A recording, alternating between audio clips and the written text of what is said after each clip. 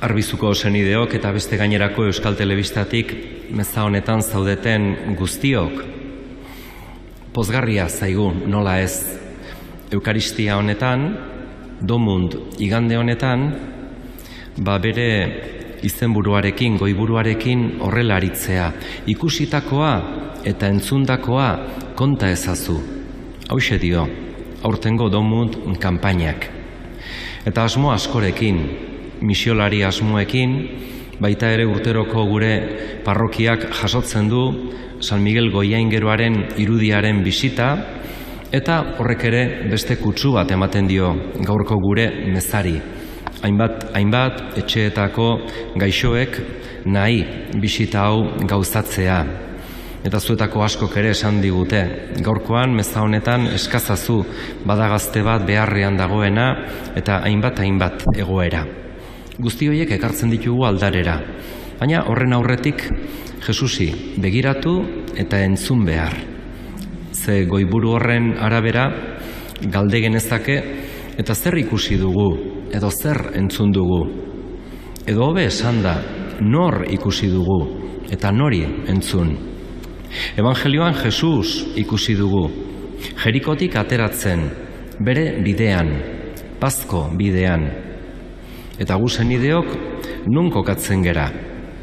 Jesusen ikasle min direnekin bere ondoan, edo beste galarazten duten ikasle horietakoa, isil zaitez, ez egin garrasi esaten duten horietakoak, edo agian goaz jendetzaren erdian, ia Jesus ikusi ezinik eta hala ere bere bidetik, edo agian Bartimeoren antzera itxu-itxuan eta etxi-etxian, nola hala biziz.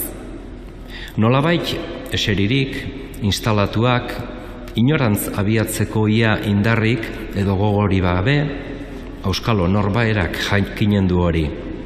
Ertzean, ondoarrean, jokoz kanpo, hor dugu Bartimeo.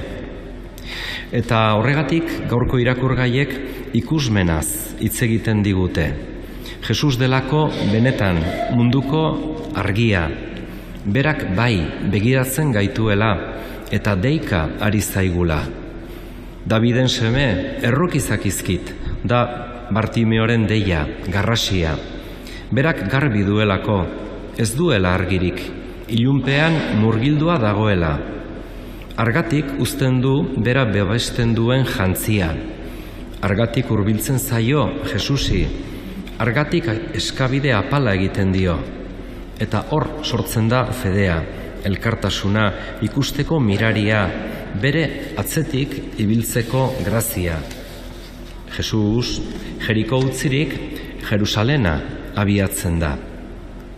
Eta ikusten dugu Evangelioaren bukaeran nola bere alboan doala sendatu berria.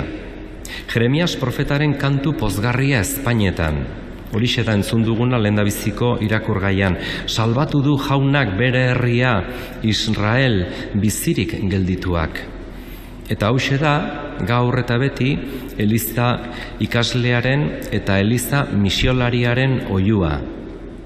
Nik zer egitea nahi duzu?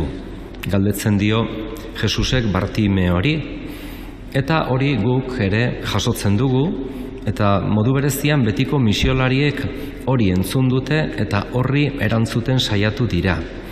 Ikus zaitzagula, Jesus, entzun zaitzagula, zure eder hori senideei ari erazteko.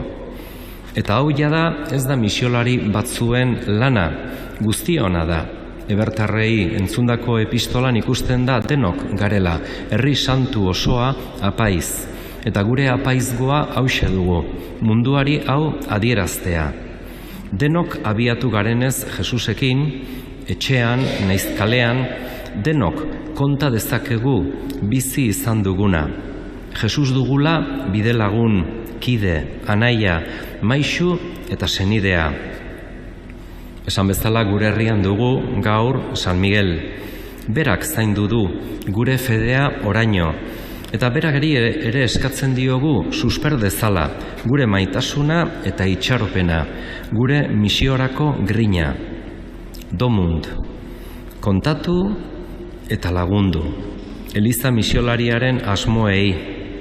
Urteroko kanpainan bezala hortxe dituzue sobreak, bazuen ekarpenarekin hainbat eta hainbat herrialdek izateko Jesusen berri. Egarriz daude hainbat nazio, gurea ere, eta gaur denok Bartimeorekin batean hauxe eskatzen diogu Jesusi. Ikus dezagula eta Jesusek eskabide bigarren bikain hori. Orain ikusi eta entzun duzuena kontatu guztiei.